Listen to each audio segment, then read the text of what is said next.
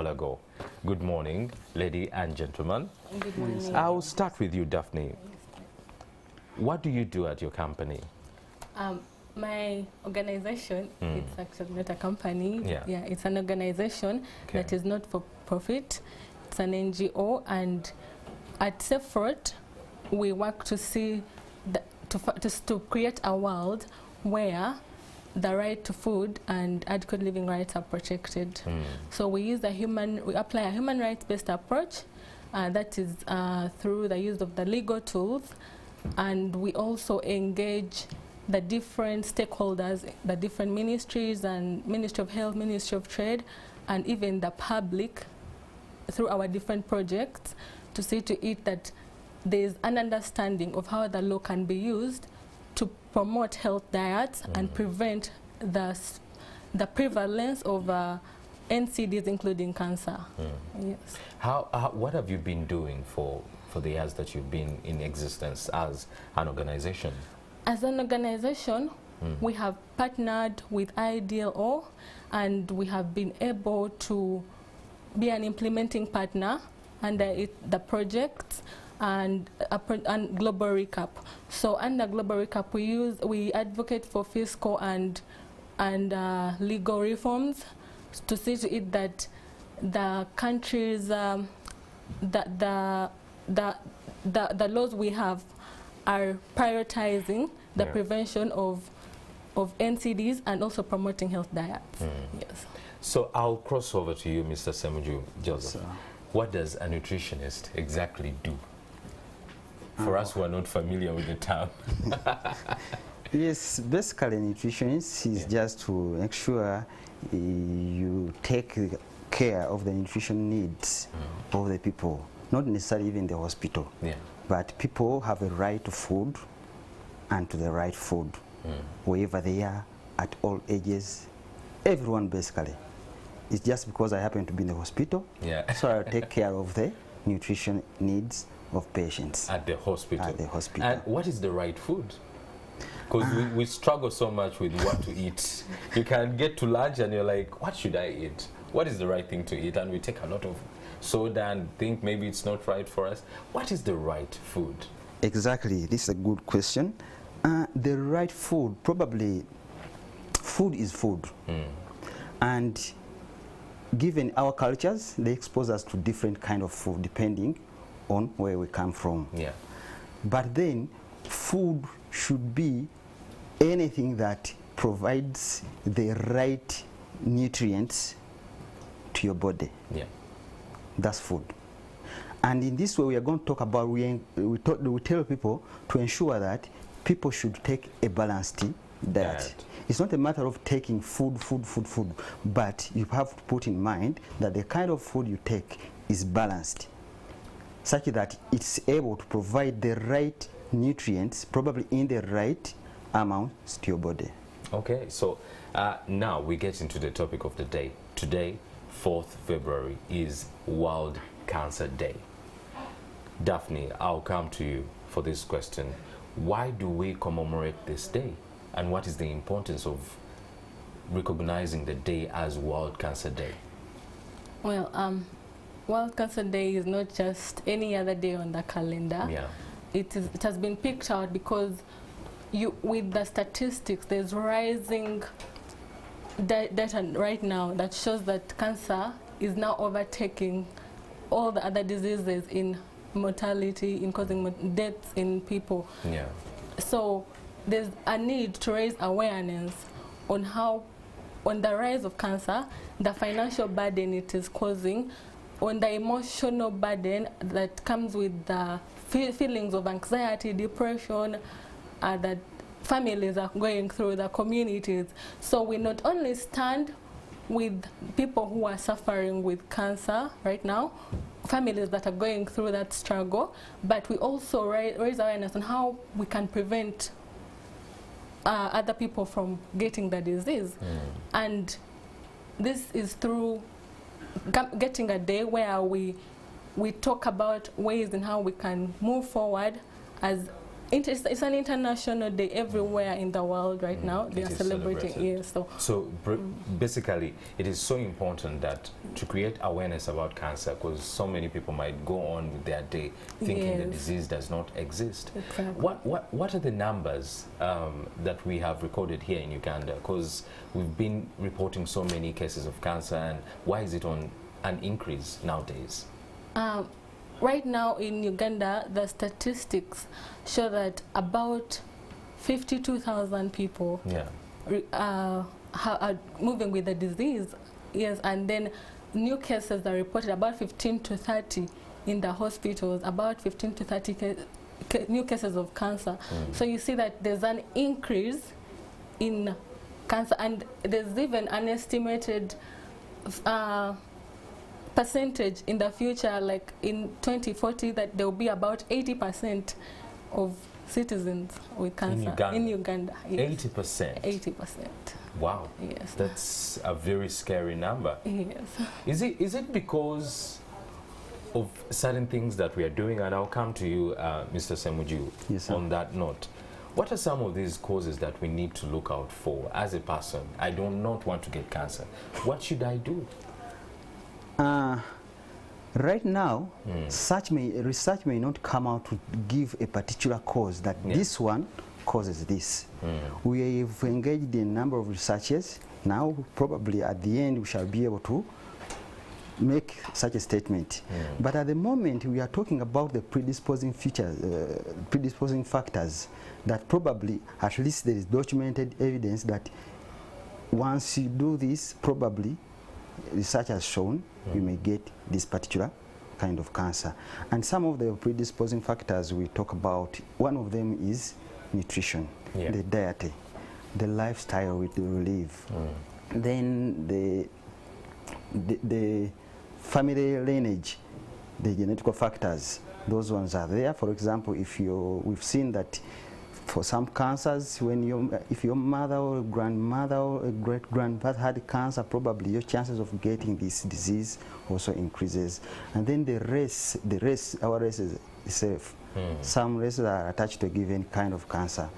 And then the changing environment, the radiations that we exposed on a daily basis, the drugs that we take these days, all those predispose us to cancer. Yes. Things like if I'm using my phone or computer, or for example, here at NTV we have a lot of machines.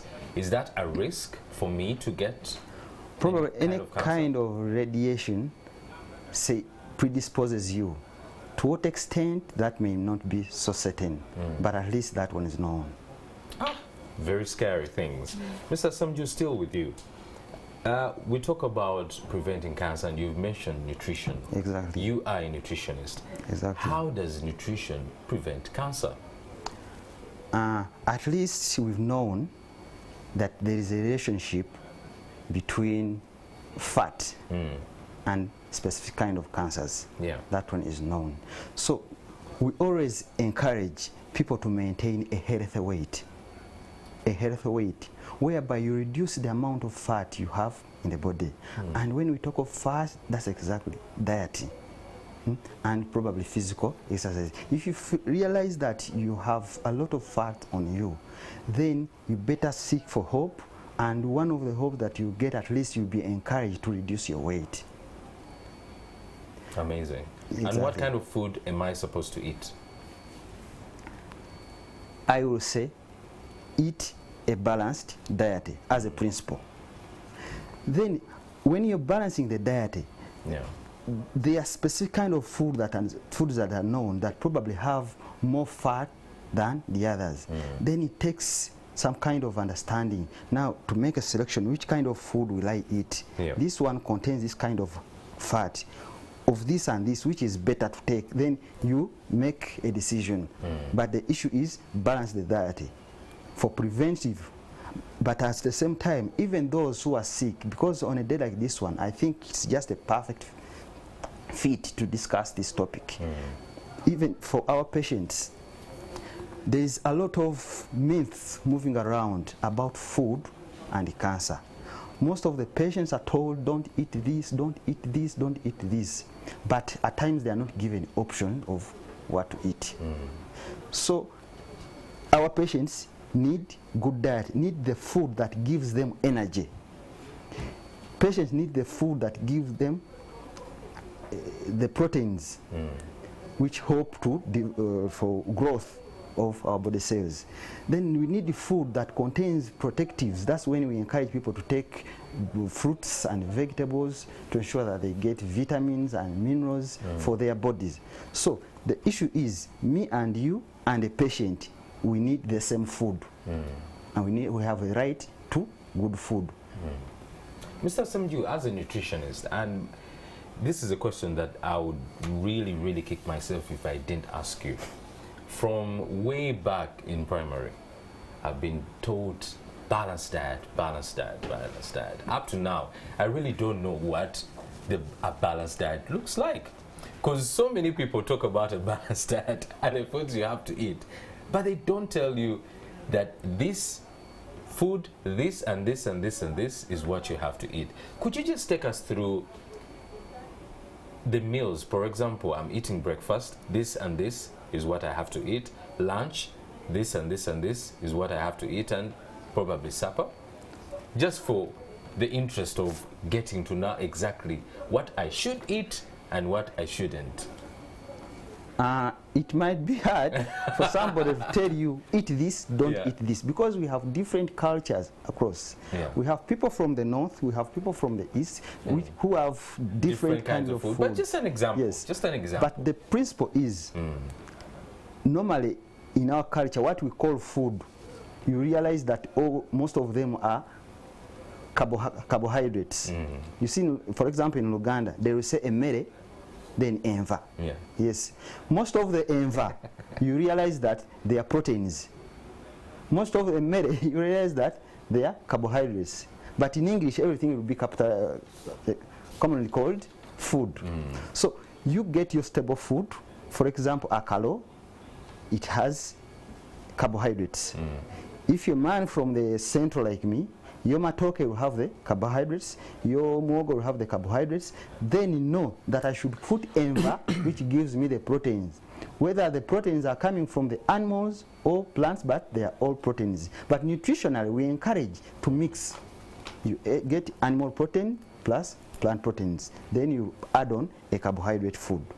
Yes. Daphne, I'll come back to you, and as we conclude, what are some of the foods that pose a threat to cause cancer, and what should consumers like myself of food need to know about food? Yes, like he has already pointed out, the evidence on what food causes cancer is not conclusive. There isn't a specific food we say that this will cause cancer and this will not. So it is in just the promotion of a health diet, a balanced diet. Have each nutrient in each of the foods that you eat. And that is when the law comes in to ask, because as the government, they have a primary right to make sure that the rights to food, the right to health is protected. So as much as we, the people, have a responsibility, but these practices of prevention and making sure you're choosing the right food can only be influenced by policies and a structure that is in place to guide.